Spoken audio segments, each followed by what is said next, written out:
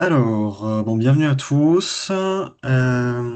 Donc, on s'était vu pour certains beaucoup de fois ces derniers temps sur le sujet Hospi Connect. Aujourd'hui, on est sur un sujet différent mais un peu lié quand même, vous le verrez tout à l'heure. Donc, le programme Open 2 et notamment son volet dispositif appel à projet. Donc, pour ceux qui auraient raté l'information, hein, le guichet a ouvert mi-avril sur la plateforme Démarche Simplifiée. Et donc l'enjeu, c'est de vous partager un certain nombre d'informations autour de ce projet-là pour potentiellement vous réexpliquer ce qu'il y a derrière ce terme dispositif appel à projet, repréciser la stratégie régionale sur le sujet, et puis rentrer un petit peu dans les modalités pratiques de dépôt de vos dossiers sur la plateforme puisque le jalon a été fixé au 29 mai, donc il reste un mois. Donc voilà, éventuellement répondre à vos questions éventuelles sur la thématique aussi. Alors, en termes d'ordre du jour, donc un rapide rappel des dispositifs nationaux. Donc vraiment, c'est des choses qui sont connues de tout le monde. Un focus sur la stratégie régionale, notamment avec quelques thématiques ciblées comme prioritaires au niveau de l'ARS. Les modalités de candidature, j'en ai parlé tout à l'heure. Quelques points de vigilance sur vos dossiers, j'y reviendrai. Et puis la séance de questions-réponses en fin de session. Si vous avez des questions au fur et à mesure de la présentation, je les prendrai pas forcément, mais mettez-les par écrit et on pourra les parcourir au moment des questions-réponses en fin de session.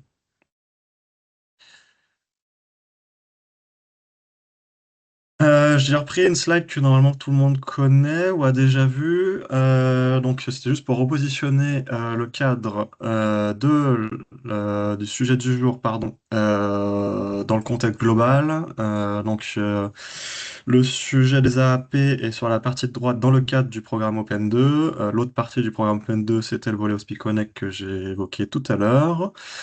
Vous avez aussi bien sûr le projet CARE qui est présent de par son volet matériel dans Hospi Connect et puis tous les domaines D1, D2, D3 et j'en passe. Et puis le programme SONS que vous connaissez maintenant par cœur depuis la vague 1, notamment les dispositifs DPI, PFI qui sont les dispositifs cœur hospitaliers.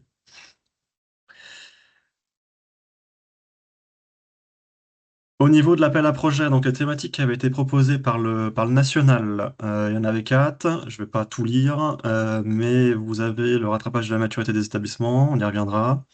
Le désengorgement des urgences, les logistiques des produits de santé et la gestion du temps de travail et processus RH. Au-delà des thématiques, ce qui est important à comprendre, c'est qu'il y a un lien avec Hospi Connect, puisqu'en fait, votre candidature est conditionnée à votre embarquement dans Hospi Connect. Bon, en région Bourgogne-Franche-Comté, on a la chance que tout le monde a déposé un dossier Hospi Connect, donc il n'y a pas de frein régional sur le sujet. Par contre, vos dépôts du 29 mai seront aussi conditionnés au bon dépôt des objectifs 2026 d'Hospi Connect. Donc voilà, donc c'est là qu'il y a un lien avec Hospi Connect. Donc il fallait au bout de vos enjeux Hospi Connect de cette année, plus pour être éligible sur votre dossier d'appel à projet.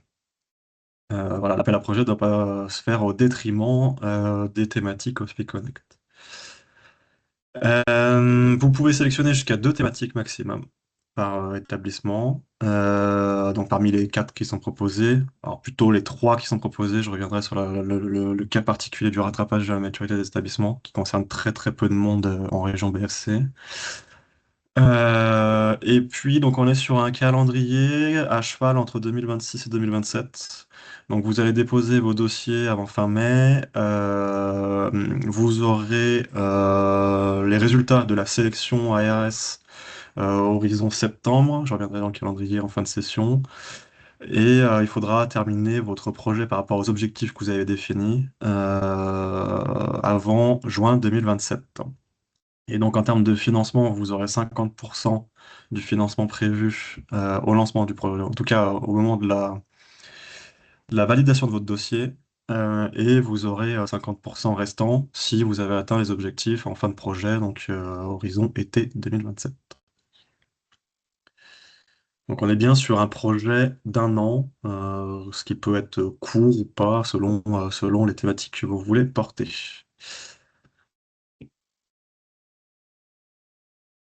Je vous ai remis ici, je ne vais pas rentrer dans le détail, mais donc effectivement, au-delà des quatre thématiques citées, donc il y a quelques détails supplémentaires disponibles ici et qui avaient déjà été présentés par un webinaire national. Donc là, vous retrouvez ici des éléments de précision sur chacune des thématiques et les sous-objectifs qu'il y a derrière. Donc si vous choisissez de candidater sur une thématique, vous pouvez décider de déposer un dossier pour un ou des objectifs de la thématique en question. Ça, c'est à vous de le décider. Donc ici, focus sur les urgences. Je vous ai remis le focus sur les produits de santé et le focus sur les gestion de temps de travail et processus RH. Je m'attarde 2 secondes sur la partie rattrapage et la maturité des établissements, puisqu'en fait, c'est un cas particulier. C'est une thématique qui est réservée aux établissements qui n'ont bénéficié d'aucun financement à l'usage dans le cadre des programmes précédents. Donc, programme précédent, on parle de SONES et d'Open 2 phase 1. Donc, on a fait un état des lieux en région BFC. Il y a 2 établissements qui sont éligibles. Ces 2 établissements ont déjà été prévenus. Donc, si vous n'avez pas l'info, c'est que vous n'êtes pas concerné. Donc voilà, ces 2 établissements, ils ont pour enjeu de s'équiper d'un logiciel conforme Ségur et de démarrer les usages autour du Ségur que d'autres ont connus en termes de d'INS, d'alimentation du DMP, d'usage de la MS Santé, etc.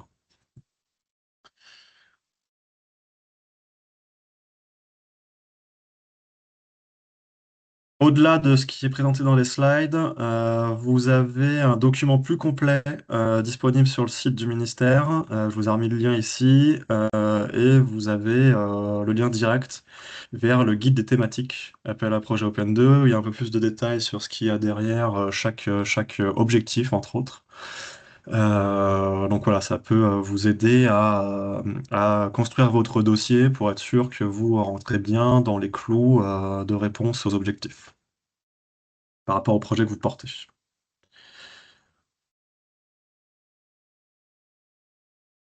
Si on parle financement, j'espère que c'était clair pour tout le monde. En termes de financement, donc il y a un montant plafond par projet.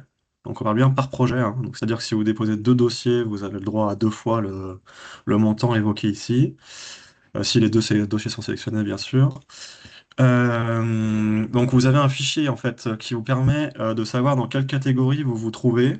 Et selon votre catégorie, donc le fichier a été pointé ici dans le document et donc c'est disponible aussi depuis un petit moment sur le site du ministère. Et en fonction de votre catégorie, donc vous avez un montant plafond par projet. Donc voilà, ça je vous laisserai regarder chacun dans quelle catégorie vous vous situez pour regarder l'enveloppe maximale auquel vous pouvez prétendre. Et puis après, ça sera à vous de chiffrer votre projet pour savoir si vous avez besoin de toute l'enveloppe ou si vous avez besoin que d'une partie de l'enveloppe. J'y reviendrai après.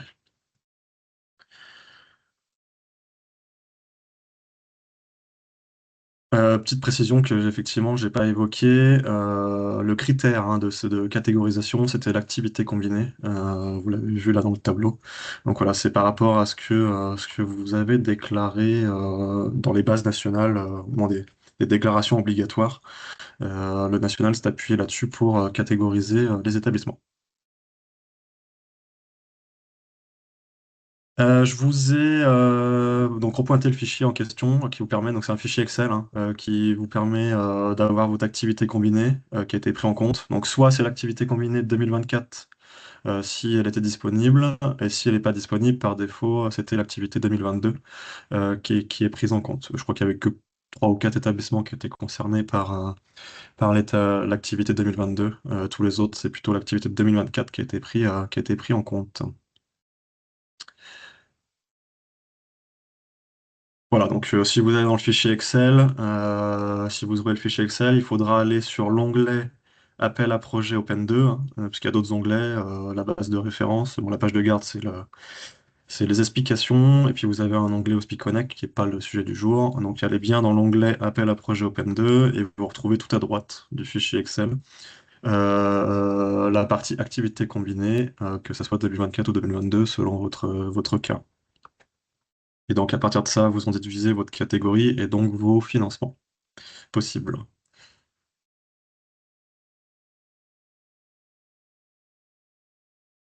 Bon voilà, c'était une introduction, je pense que pas de grande découverte, c'était quelque chose qui avait déjà été présenté par le National, donc je vais pas forcément m'attarder plus longtemps là-dessus. Si vous avez des questions, n'hésitez pas à les mettre par écrit. Je vous propose d'avancer sur la stratégie régionale, qui est une nouveauté. Voilà, on avait dit qu'on viendrait vers vous pour vous présenter d'éventuelles priorisations. Du coup, les constats. Les constats, c'est qu'en fait, bah, le cadre qui nous a été soumis par le national nous impose certaines contraintes propres au programme. C'est-à-dire qu'aujourd'hui, on a un budget délégué à la région qui est insuffisant pour financer tous les établissements. Donc voilà, si on prend la liste des établissements de la région dans le fichier Excel, qu'on projette les budgets plafonds potentiels que vous pouvez réclamer, si on fait la somme de tout ça, bah ça dépasse le budget que le national nous a donné. Donc du coup, ça nécessite pour nous un travail de sélection obligatoire des dossiers, sauf si tout le monde candidate pas, bien sûr, hein. S'il y a moins de dossiers que prévu, il n'y aura peut-être pas de sélection, ça reste hypothétique. Et donc, on a une autre contrainte imposée par le national, c'est ce que j'évoquais tout à l'heure, la thématique particulière du rattrapage de la maturité qui nous est imposée. Donc, ce qui est sûr, c'est que les deux établissements en question vont être sélectionnés, sous condition qu'ils déposent bien leur dossier, mais on les suit de près, donc a priori, il n'y a pas de raison qu'ils ne le déposent pas. Euh, Sachant qu'ils représentent une part assez minime hein, des financements, c'est plutôt des petits établissements, donc c'est pas eux qui vont venir gréver le financement régional, donc pas d'inquiétude pour les autres. Ça a un impact assez insignifiant sur l'enveloppe globale qu'on a en région. Et puis l'autre consigne qu'on a du national, pour terminer sur les consignes nationales, c'est le respect d'un équilibre de financement public-privé. Donc là-dessus, on a un cadre à respecter qui est conditionné euh, à l'activité combinée, à la part d'activité combinée que représente le public et le privé. Et donc, du coup, les financements devront représenter la même part de financement au niveau régional. Donc, il y en aura, voilà, il n'y aura pas d'avantage au public, il n'y aura pas d'avantage au privé, il y en aura pour tout le monde. Mais du coup, au sein des publics, on devra peut-être faire des choix. Au sein des établissements privés, on devra peut-être faire des choix. Tout dépend du nombre de candidatures qu'on va recevoir. Voilà.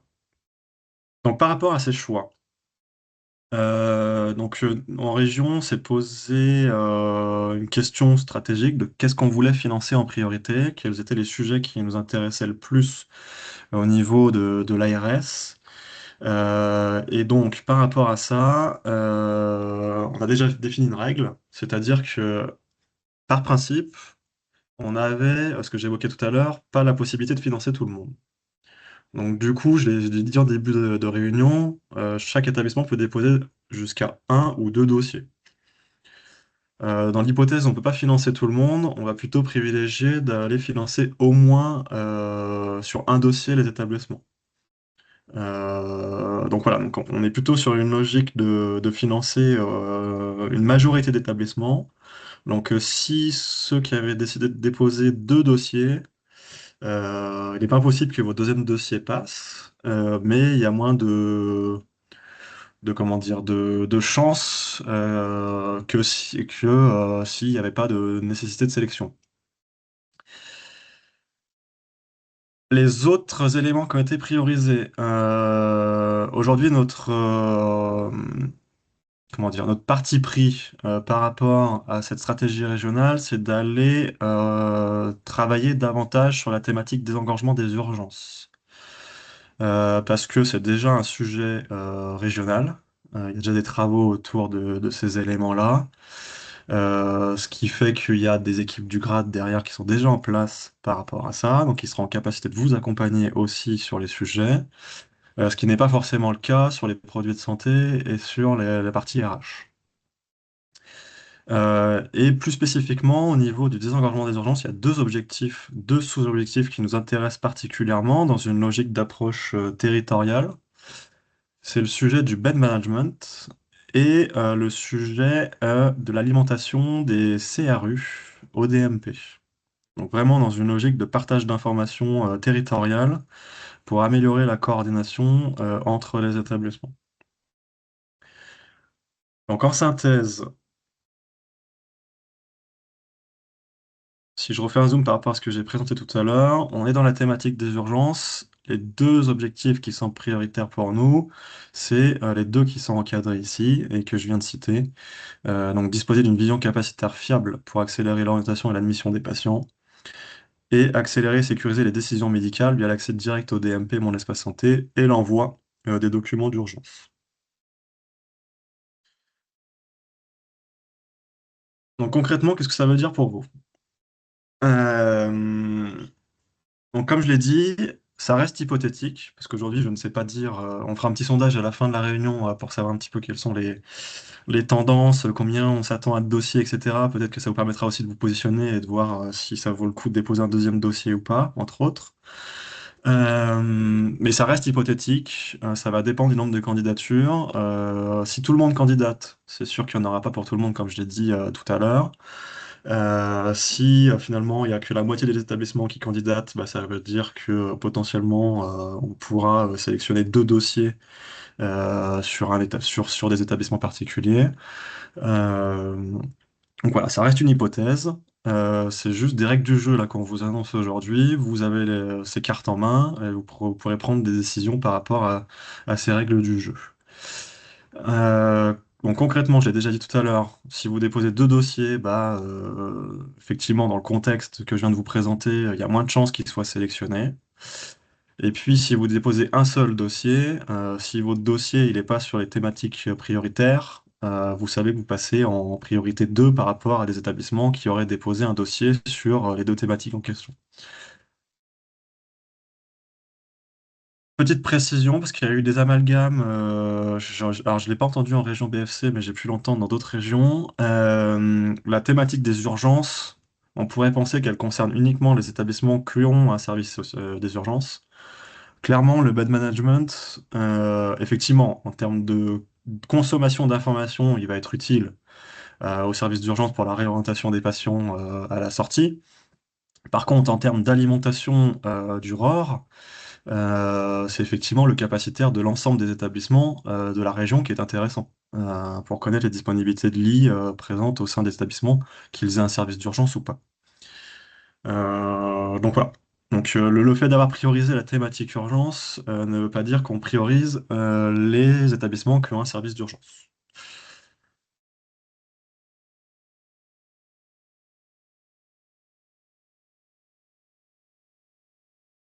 J'en ai terminé sur la partie stratégie régionale. Donc voilà, donc pas de, comment dire, rien imposé. Vous êtes libre de candidater sur les thématiques et les sujets que vous voulez porter. Sauf que nous, on était en obligation, entre guillemets, de se définir un cadre de stratégie de sélection régionale, du fait qu'on ne pouvait pas financer potentiellement tout le monde. Et donc, du coup, bah, ça sera dépendant effectivement du nombre de candidatures et vous avez les règles du jeu présentées aujourd'hui. Donc, par rapport à ça, on vous laissera vous positionner sur les thématiques de votre choix.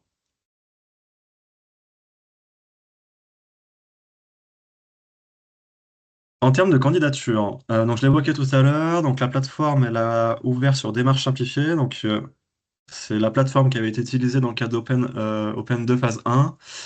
Je vous ai remis le lien vers la plateforme dans le support qui vous sera diffusé après la réunion. Hop, je reviendrai après sur la question. Vous avez jusqu'au 29 mai, 23h59 pour déposer votre dossier. Les différentes règles de dépôt des dossiers. Si vous voulez candidater sur deux thématiques différentes, c'est bien deux dossiers. Donc c'est une thématique, un dossier. Par contre, au sein d'une thématique, vous pouvez présenter plusieurs atteintes d'objectifs.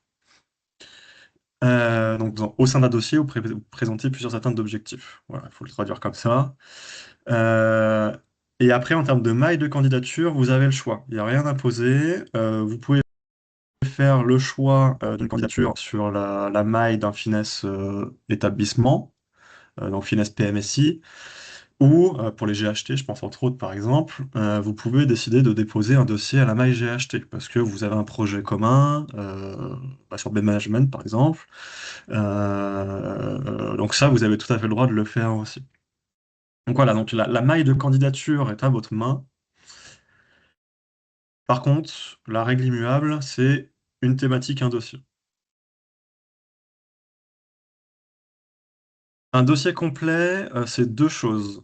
C'est la complétion du formulaire de candidature sur démarche simplifiée, bon ça paraît évident. Et puis vous verrez dans le formulaire de déclaration des démarche simplifiée, j'y reviendrai juste après, vous devrez transmettre une pièce jointe qui sera un document Word qui présente votre projet un peu plus dans le détail. Donc avec des éléments obligatoires demandés, avec une trame fournie demandée que je vais représenter juste après. Si je reprends les deux sujets, donc au niveau du formulaire de candidature, vous avez plusieurs parties. Bon, une partie très simple de préambule, donc c'est vos périmètres de candidature, donc choix de la thématique et choix du ou des objectifs, comme je l'ai évoqué tout à l'heure. Vous pouvez décider de choisir plusieurs objectifs au sein d'une thématique. Quelques informations sur l'établissement porteur du projet. Voilà, donc c'est des informations plutôt administratives, rien de révolutionnaire. Quelques éléments sur votre éligibilité, donc plutôt sous format de case à cocher. Donc c'est plutôt des rappels hein, pour être sûr que vous avez bien compris les principes de candidature. Euh, donc une déclaration sur l'honneur qu'il n'y a pas plus de deux dossiers de candidature déposés. De toute façon, si vous êtes trompé, si vous n'avez pas fait attention, si au moment de l'instruction, je vois qu'il y a trois dossiers, je vous demanderai lesquels vous voulez maintenir. Euh, une prise de connaissance de la condition de dépôt des objectifs OSPI Connect de juin 2026, donc c'est ce que j'évoquais tout à l'heure. C'est-à-dire que là, pour fin mai, vous allez déposer vos dossiers, et pour fin juin, vous allez déposer vos objectifs OSPI Connect. Donc vous allez faire une déclaration sur l'honneur, en fait, au moment de la candidature, sur le fait que vous allez bien déposer en juin vos éléments au Connect. Sachant que l'instruction ARS, elle va aller de juin à septembre. Donc d'ici la fin de l'instruction, j'aurai aussi l'information si vous avez bien déposé, si vous avez bien déposé votre dossier. Pour les établissements publics, j'ai évoqué tout à l'heure la possibilité de candidater à la maille GHT ou individuelle. Si vous faites une candidature individuelle, il faut que votre dossier soit validé par le GHT pour s'assurer qu'il s'inscrit bien dans une logique de convergence globale. Donc là, vous avez une petite case à cocher. Pour les deux établissements qui sont concernés par le rattrapage de la maturité, c'est juste une petite déclaration sur le non-financement des programmes CNES et Open de phase 1, mais entre guillemets, nous on s'en est déjà assuré, donc il n'y a pas de souci, on saura qui est éligible ou pas sur ce sujet-là. Pour terminer sur le formulaire, l'identification de l'équipe projet. Qui travaille sur le projet, donc le chef de projet, l'identité du DSI, l'identité du représentant métier. Voilà, là, bien avoir le binôme informatique-métier. Et puis, éventuellement, ça c'est en optionnel, d'autres membres de l'équipe projet. Ça va dépendre de la taille de votre équipe projet. Voilà. Mais en tout cas, il y a trois ressources d'équipe projet obligatoires, un chef de projet, un DSI et un représentant métier. La description du projet, donc quelques informations très succinctes dans le formulaire, le coût global de votre projet, et puis finalement le montant que vous demandez dans le cadre de l'appel à projet. Il y a une distinction entre le coût global et le montant demandé dans le cadre du projet. Pourquoi? Parce que votre projet présenté, ça peut être un projet qui démarre ou ça peut être un projet qui est en cours. Donc, c'est-à-dire que vous avez déjà engagé des frais avant le 19 décembre 2025. Donc là-dessus, en termes de financement, je l'ai précisé dans le diapo, ne pourront être financées que les dépenses qui sont comprises dans le calendrier du programme. Donc ça démarre le 19 décembre 2025, c'est la date de sortie de l'instruction, donc du cadre réglementaire, au 30 juin 2027, qui est la date butoir de dépôt de vos dossiers. Donc finalement, de fin de votre projet par rapport aux objectifs que vous avez définis. Je vous ai mis en annexe du support, si on a le temps là dans la présentation, je vous présenterai des éléments de détail sur les coûts éligibles. Donc on est un peu sur la même mécanique que dans le programme HospiConnect. Trois types de grands coûts projets pris en compte.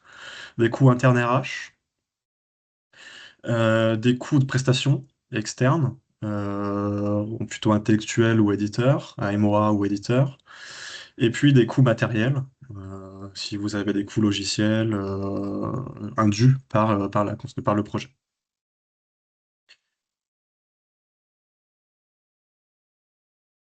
Sachant que,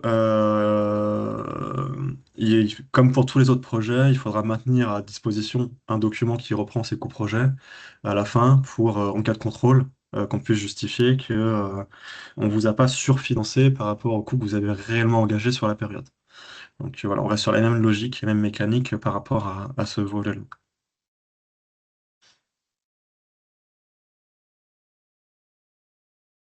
J'en viens à la trame de projet, donc, le document que je vous ai évoqué tout à l'heure.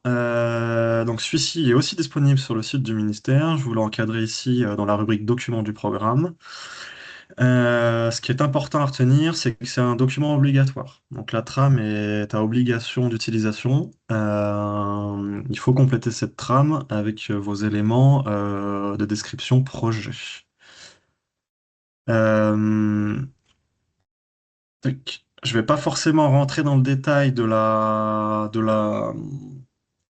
formulaire Word pour l'instant. On y reviendra s'il nous reste du temps en fin de session. On pourra le parcourir en live si vous voulez. Si certains ont déjà pu feuilleter le document, si vous avez des questions, n'hésitez pas à les poser par écrit. S'il y a des rubriques qui sont pas claires, sachant que c'est un document hein, de 5 pages, de 5 pages à peu près. Donc voilà, ça se lit assez vite et assez bien. Donc voilà, n'hésitez pas si vous avez des questions aujourd'hui, et puis de toute façon, si vous avez des questions a posteriori. J'ai mis mon contact un peu plus loin dans la présentation, donc si vous avez des questions, vous pourrez m'écrire pour poser vos questions éventuelles ou incompréhensions que vous auriez sur une rubrique particulière de ce document.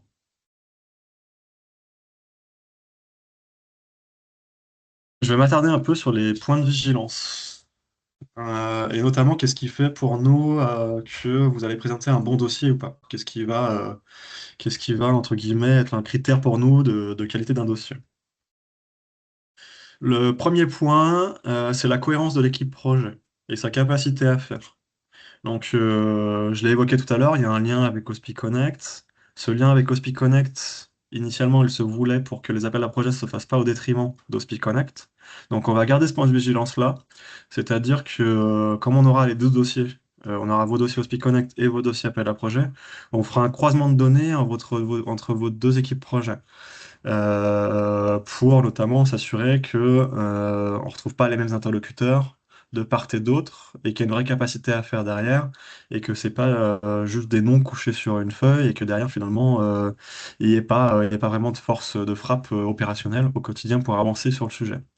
Pourquoi c'est important? Parce que je l'ai évoqué tout à l'heure, on va faire une sélection potentiellement. Donc si vous êtes sélectionné, vous prenez la place potentiellement d'un autre dossier. Donc, si vous n'arrivez pas au bout du projet, on ne vous finance pas à la fin du projet. C'est des financements perdus qui auraient pu être utilisés par un autre établissement.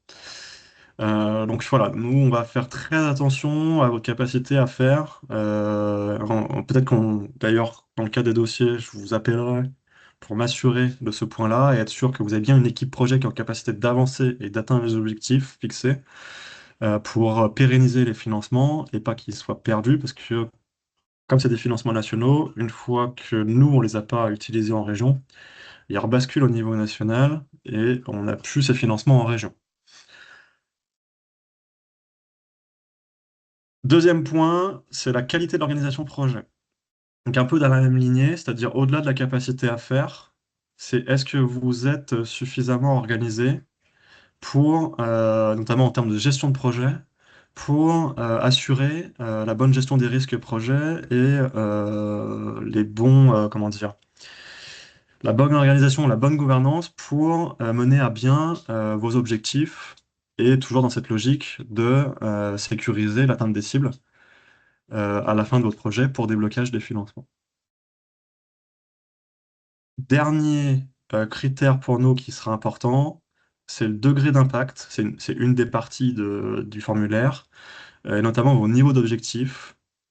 On va plutôt avoir tendance à aller chercher des financements de solutions pérennes que des solutions expérimentales.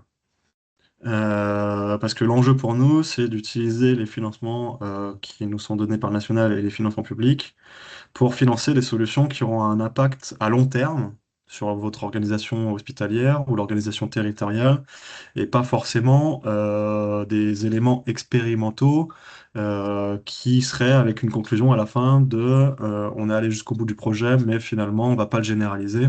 Et donc avec un impact entre guillemets à l'échelle de l'établissement ou à l'échelle territoriale un peu moindre qu'un établissement, qu'un projet qui porte quelque chose de plus large.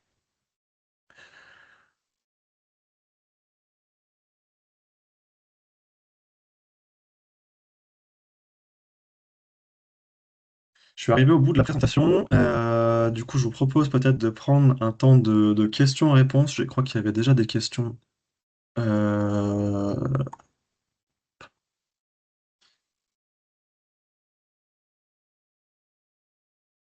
Il y en Alors, avait sur les une. questions, ouais. Donc sur les financements, donc je vais revenir sur les financements. Effectivement, merci Claire. J'avais intégré la présentation dans le Teams, donc vous pouvez effectivement faire défiler les slides de vous-même. Si je reviens sur la slide en question, tac. Je pense qu'on parle de celle-ci. Euh, Du coup, je sais pas quelle était la question derrière, si c'était juste un manque de... C'était allé trop vite ou s'il y avait une vraie question. Je sais pas si monsieur Page voulait compléter ou si c'était juste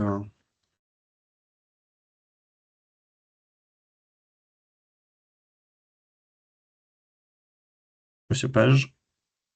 Ok, oui, parfait, ok. Donc voilà, donc n'hésitez pas, vous avez accès aux fichiers, il faut faire un petit croisement de données, effectivement. Donc voilà, vous avez le montant maximum auquel vous pouvez prétendre. Comme je disais tout à l'heure, ça reste une enveloppe prévisionnelle maximum. Vous avez tout à fait la possibilité de demander moins, sachant qu'il ne faut pas non plus, comment dire, vous imposer de demander le plafond maximum, puisque comme je l'ai dit tout à l'heure, à la fin du projet, il y aura un droit de regard sur les dépenses que vous avez engagées. Et donc, si finalement il y a une décorrélation entre ce que vous avez demandé et ce que vous avez réellement dépensé, le surplus sera potentiellement récupéré selon le contrôle qui sera mené. Très bonne question de Monsieur Demeter. Ce qui est financé, c'est plutôt c'est de l'investissement. C'est de l'investissement. La partie exploitation n'est pas finançable puisque on considère que de l'exploitation, ce n'est plus un projet. Un projet, c'est de l'investissement. À partir du moment où ça rentre dans des coûts d'exploitation, on rentre dans une phase de routine. Et donc, on n'est plus forcément dans un projet, mais plutôt dans un mode de fonctionnement nominal de la solution au sein de l'établissement.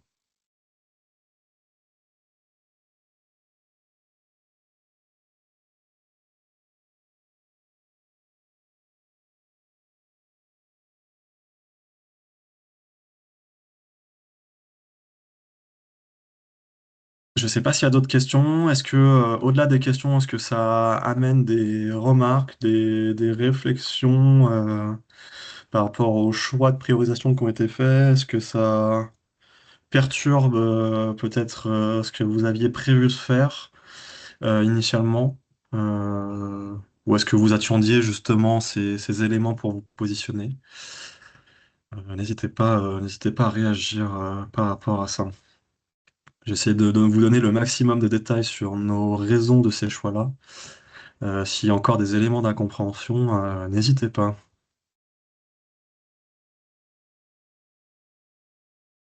Oui, Madame Sadi. Oui, bonjour, bonjour Monsieur Andrieux. J'avais une question par rapport à l'articulation de cet appel à projet par rapport au programme Hospi Connect. Je suis navrée, je suis un petit peu déstabilisée par rapport pas déstabilisée, mais le terme n'est pas bon, mais en fait, je ne comprends pas comment s'articulent ces appels à projet en parallèle avec le programme Hospi Connect, parce que si je reviens sur la partie, le dernier point, la partie RH, nous, on a déjà entamé un groupe de travail et du coup, on ne pourra pas, par rapport à ce que vous avez dit il y a un instant, on ne pourra pas candidater à ce programme-là parce que dans le programme Hospiconnect, il y a déjà une équipe dédiée. Il faut vraiment qu'on organise en interne pour mettre en application, pour mettre quelque chose qui sera opérationnel au sein de notre établissement pour qu'il soit, dirais-je, à valider par vous, en fait. J'ai bien compris.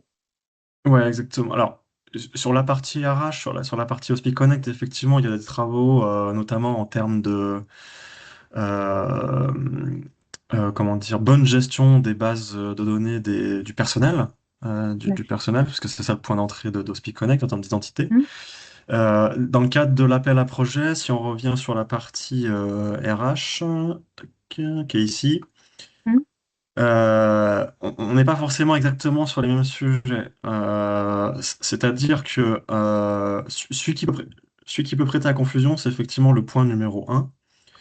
Donc j'y reviendrai juste après. Par contre, le point 2, on est sur des notions de temps de travail. Donc on est plutôt sur la question du suivi de temps de travail que de la partie référencement d'accord. des identités dans la partie RH. Le point numéro 3, on est plutôt sur la logique de gestion de paie. Donc, c'est pas du tout corrélé à Hospiconnect. D'accord. Le point 4, c'est encore plus éloigné, puisque le point 4, on est vraiment sur une logique de mise à disposition d'un portail personnel, portail salarié, D'accord. pour qu'ils puissent gérer directement leur process de salarié, leur process RH. Et puis le point 1, effectivement, est un peu tendancieux par rapport à Hospiconnect puisqu'on Hum, parle d'un référentiel organisationnel pour structurer les équipes et sécuriser les processus RH. Mais on est plutôt dans la partie,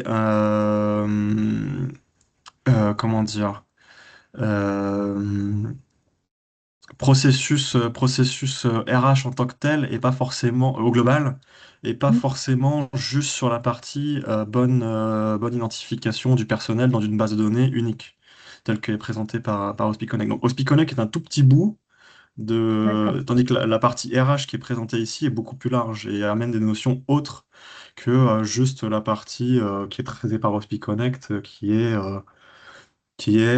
bien identifiée dans des bases de données, le personnel hospitalier. D'accord. Ok. Parfait. Merci. Merci pour ces précisions, en tout cas. Oui, Ludovic. Ah, je crois que j'ai pris dans l'ordre, pardon, attendez, je suis pas sûr. Oui, bonjour. Oui, si, c'est Euh, bon. alors, bon, Corinne Casoli serait là, elle râlerait un peu en disant que des projets, ça fait 25 ans qu'on en mène et que voilà, on sait les mener et que vous allez retrouver forcément les mêmes noms sur tous les projets. On n'est pas 50 000 dans nos établissements de moyenne taille et que voilà, il y a pas de prise de risque. Par contre, en général, quand les projets n'avancent pas, c'est plutôt pas des problèmes de ressources internes, mais des problèmes d'éditeurs. Et j'en venais à cette question. Si on parle de BD Manager et qu'on parle d'urgence, il n'y aurait pas un intérêt quand même à travailler tous ensemble sur éventuellement un outil unique pour qu'on mutualise les connecteurs Aurore, les temps de chef de projet, etc. et pas de redépenser chaque fois par GHT des sommes énormes vers peut-être des éditeurs différents. Ça fait partie des discussions internes qui ont été menées.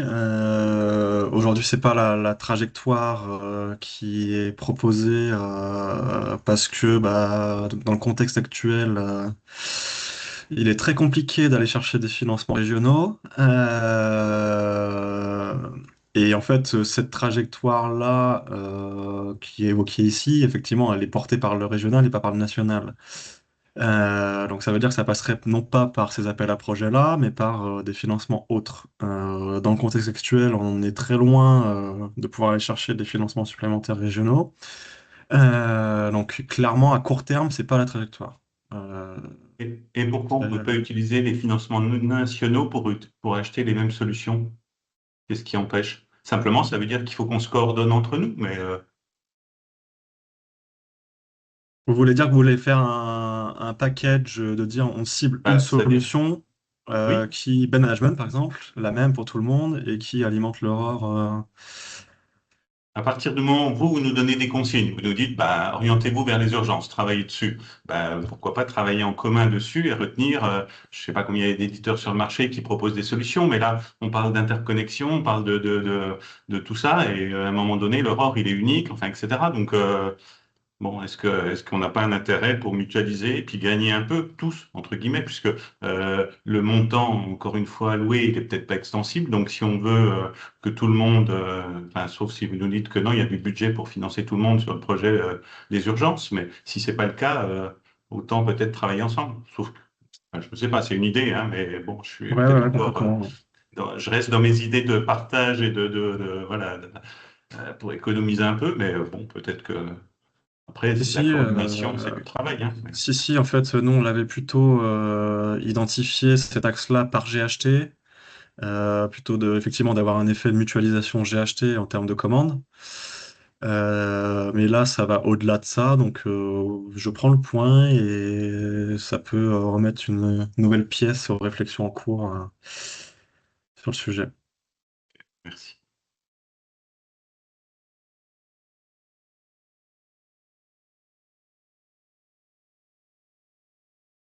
Oui, Camille.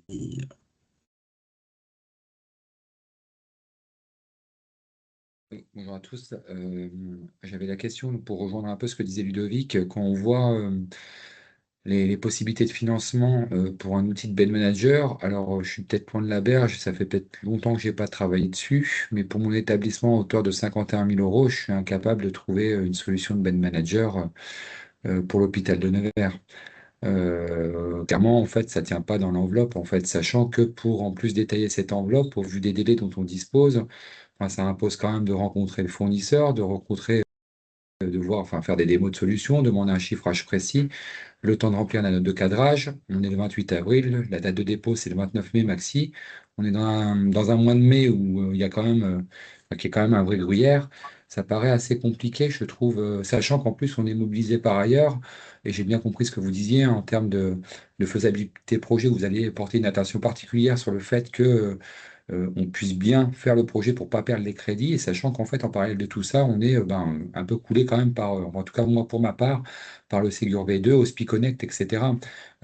Du coup, enfin, je me pose la question à un moment donné si oui, il n'y avait pas possibilité de faire quelque chose de régional pour en effet peut-être gagner en efficacité sur la mise en œuvre d'une manière générale, alors que ça soit à l'échelle des GHT ou soit à l'échelle régionale, je ne sais pas, mais enfin, très honnêtement, avec toute la bonne volonté du monde, je ne vois pas comment, là, aujourd'hui, moi, je ne pense pas être capable de proposer un projet, en fait, ficelé tel que vous l'attendez. Attention, hein, je dis bien ficelé tel que vous l'attendez, avec donc des coûts exacts, enfin, etc. Enfin, ça demande quand même de travailler un peu en amont avec les avant-ventes côté éditeur pour savoir ce qu'on veut, définir les choses, et même eux sont pas forcément disponibles, sont même eux coulés aussi dans les Ségur et compagnie. Donc, je ne sais pas s'il y a beaucoup d'établissements qui ont prévu de répondre et si vous aurez beaucoup de réponses, mais dans le temps imparti, ça me paraît assez compliqué, très honnêtement. Sur la partie coût, ça reste des dépenses prévisionnelles hein, qui vous sont demandées dans le cadre de la note de cadrage, donc il n'y a pas d'engagement, on va dire, par rapport à D'accord? ces dépenses-là. Après, effectivement, sur le délai imparti et le montage du projet, si c'était pas forcément quelque chose que vous aviez en tête initialement, Ouais. effectivement, les délais sont assez courts. Pour le coup, là, j'en C'est prends en juste. partie ma part, puisque je me suis peut-être intéressé un peu tardivement à ce sujet Alors, parce que je suis pas là, moi, ça n'a pas vocation de critiquer qui que ce soit, en fait, hein. C'est juste que Non, non, mais moi, je c'est suis juste. juste factuellement, je vois qu'on est le 28 avril. Alors, moi, j'ai commencé à regarder, là, il y a une petite semaine. On essaye de réfléchir à des projets. On a pensé à des choses. Bon, malheureusement, il s'avère que ça correspond pas avec la stratégie régionale. Donc, bon, pas de bol pour nous. Mais on aurait des pistes. Mais en fait, par rapport à ce que vous attendez, voilà, vraiment un suivi particulier, une équipe dédiée, enfin voilà, pour être sûr Ouais. que le projet se fasse avec quand même des coûts. Je veux dire, il va falloir forcément rencontrer le fournisseur, lui exposer notre projet, qui derrière le chiffre, hein, tout ça, c'est Ouais. des choses qui peuvent prendre quand même quelques semaines. Et étant donné que on a assez peu de temps et que le temps en plus imparti, on n'est pas sur un mois j'ai envie de vous dire, traditionnellement normal, avec les ponts, les ceci, les Hum. cela. Enfin bref, c'est vrai que ça paraît. Non, non, mais c'est pour ça. Enfin, franchement, je sais que nous, côté Nivernais, on mettra les bouchées doubles pour essayer de proposer des choses, mais j'ai peur qu'on soit pas forcément dans la cible attendue. Et enfin, C'est pour ça que, de manière totalement transparente, on a eu un grand débat hein, en interne sur est-ce qu'on reste à la maille priorisation, donc finalement ça reste une règle du jeu, versus est-ce qu'on vous impose de candidater sur ça, parce qu'on y voit un vrai intérêt au niveau régional d'avoir à terme ces flux capacitaires partagés au niveau régional pour la gestion des urgences. Effectivement, au vu des délais que vous évoquez ici, clairement la solution d'imposition s'est très vite soldée par un no-go. Donc ça reste une priorisation. Si vous aviez prévu de candidater là-dessus, bah, tant mieux, taperez dans la priorité régionale. Si vous n'aviez pas forcément prévu de candidater là-dessus, voyez ce que vous pouvez faire. Ça ne veut pas dire pour autant que si vous candidatez sur d'autres thématiques, vous ne serez pas pris. C'est ce que ok. j'évoquais tout à l'heure. C'est-à-dire Oui, tout à que fait, j'ai si bien finalement, compris. en fait, il n'y a que deux établissements qui ont pu monter un dossier dans les délais impartis sur le bed management ou la partie compte rendu d'urgence, bah, eux seront pris et puis ça laisse de la place aux autres. Parce qu'en fait, finalement, les deux qui ont pu être pris sur ce sujet-là, ils n'ont pas consommé toute l'enveloppe. Aujourd'hui, je ne sais pas vous dire en fait qui va se positionner sur quoi. Ça avait peut-être écho avec le petit questionnaire là qu'on voulait faire rapidement pour savoir qui avait prévu de se positionner sur quoi. Et ça vous donnera peut-être une tendance aussi par rapport à ça en live là déjà, même si c'est pas la vérité vraie, peut-être qu'il y aura des changements de stratégie. Mais ça peut vous permettre, voilà. Donc, on a bien conscience que la période est pas idéale, mais donc voilà. Comme je disais, vous êtes libre de candidater sur autre chose si vous sentez pas le sujet de bad management assez sec de votre côté. Mais nous, on a dû malheureusement définir des règles. Dans Oui, l'idéal, je comprends. on aurait voulu financer tout le monde, hein, mais Oui, oui, non, malheureusement, on mais je n'a pas les comprends ça, budgets il n'y a pas de pour. souci. Donc, Je comprends. Ok, très bien. Merci.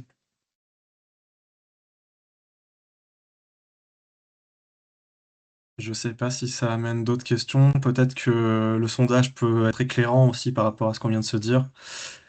Je vous propose peut-être de passer au sondage.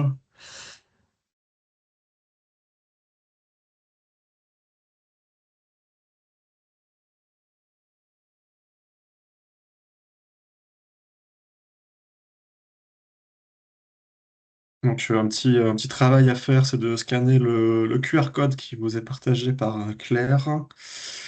Et puis, il y aura trois petites questions derrière avec les résultats en live pour avoir un début de tendance sur l'écosystème régional et son positionnement par rapport à ces appels à projets-là. C'est anonyme, hein, bien sûr. Vos noms ne seront pas affichés, donc vous pouvez répondre en toute honnêteté. C'est juste d'avoir un effet chiffré en termes déjà de dossiers de candidature attendus pour voir un petit peu si on va pouvoir financer un ou deux projets par établissement.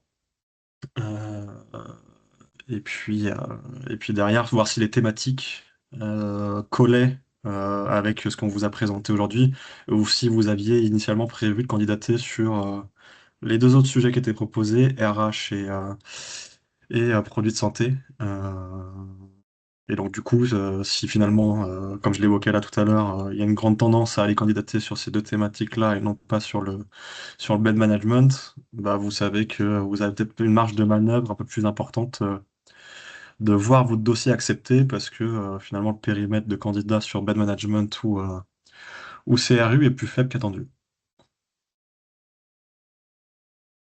Damien, le temps que tout le monde se connecte, il y avait une question de Ah, Madame j'ai pas Bordet vu. sur euh, revenir sur la capacité d'un établissement à postuler la thématique urgence alors que nous sommes SMR. J'imagine que la complétude du ROR n'est pas suffisante. Aujourd'hui, ce qui est demandé dans le cadre pardon, c'est un lapsus, ce qui est demandé dans le cadre de l'appel à projet, donc je vous encourage à reprendre le guide thématique. L'objectif est focus sur la partie alimentation et consommation durable. Donc on est vraiment sur une logique de partage d'informations. Donc en tant qu'établissement SMR, vous pouvez tout à fait effectivement candidater sur cette thématique-là pour donner vos capacités de lit sur cette thématique.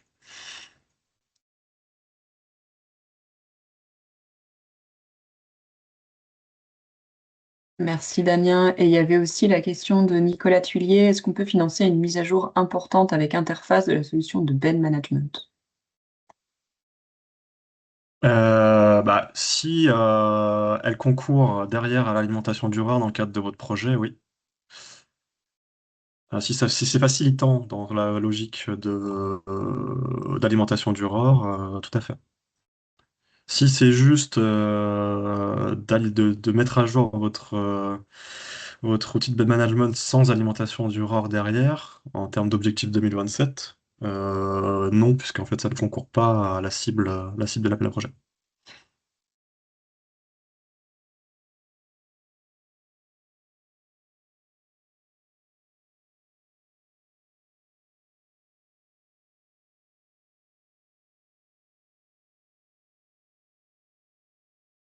Ok, donc plutôt une majorité d'établissements tout le monde avait plus ou moins prévu, il y en a qu'une seule réponse négative. Il y a encore des points d'interrogation.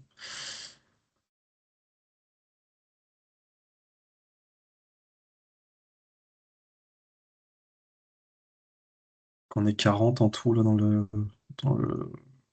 on a une vingtaine de réponses, 25, 24 pardon.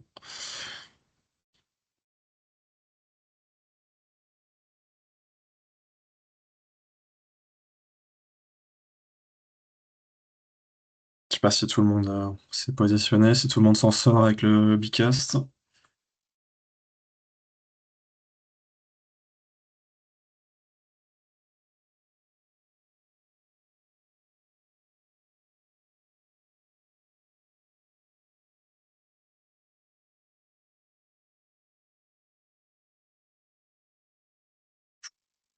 S'il n'y a pas plus de réponses, je pense qu'on peut passer à la suite.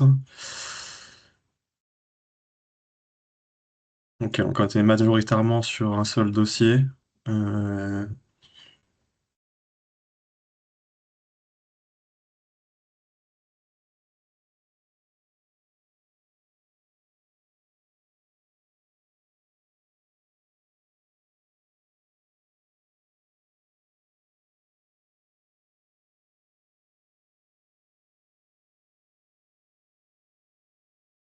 ok.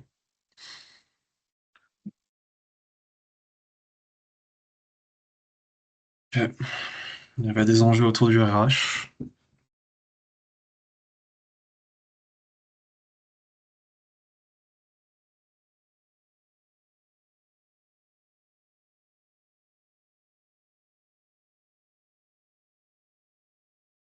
Du coup, peut-être une petite analyse rapide en live là, de ce qu'on vient de voir. Euh, donc, par rapport aux priorisations qui ont été données, je pense que c'est plutôt clair là, le discours qu'on a pu, j'espère en tout cas, le discours qu'on a pu porter aujourd'hui. C'est par rapport au nombre de dossiers attendus, voilà, on voit qu'il y a plutôt une majorité de un dossier par structure. A priori, tout le monde n'irait pas déposer un dossier, donc on est plutôt sur une tendance quand même d'avoir une porte semi-ouverte d'acceptation de dossiers autres que ceux de prioritaires. Ça sera confirmé, mais en tout cas, il n'y a pas de... Voilà, si vous aviez tous répondu, on y va tous, et puis on dépose tous deux dossiers, clairement, il y aurait de fortes chances qu'on aurait pris que les prioritaires. Là, c'est pas le cas. Donc, du coup, on va dire qu'il y a une porte entrouverte pour des projets autres que ceux prioritaires. Sans engagement de ma part, puisqu'on aura la vérité vraie que fin mai, quand tout le monde aura déposé ses dossiers.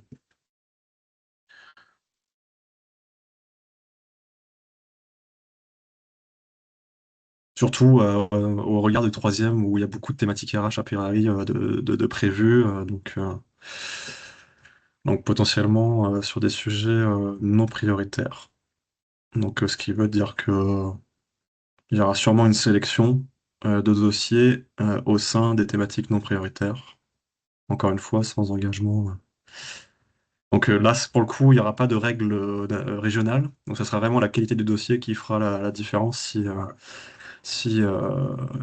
euh, si on doit choisir entre plusieurs dossiers au sein de la thématique RH, par exemple.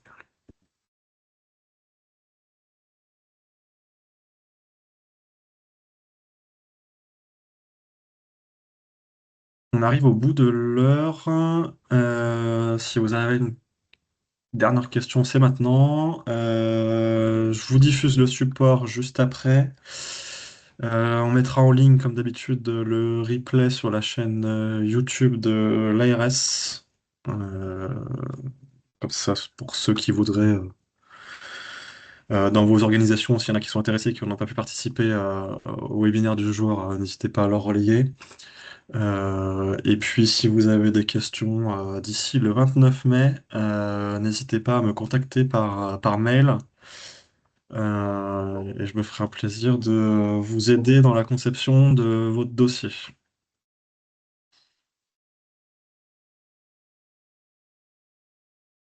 Bonne journée à tous. Merci Damien, bonne journée à tous. Au revoir. Bonne journée.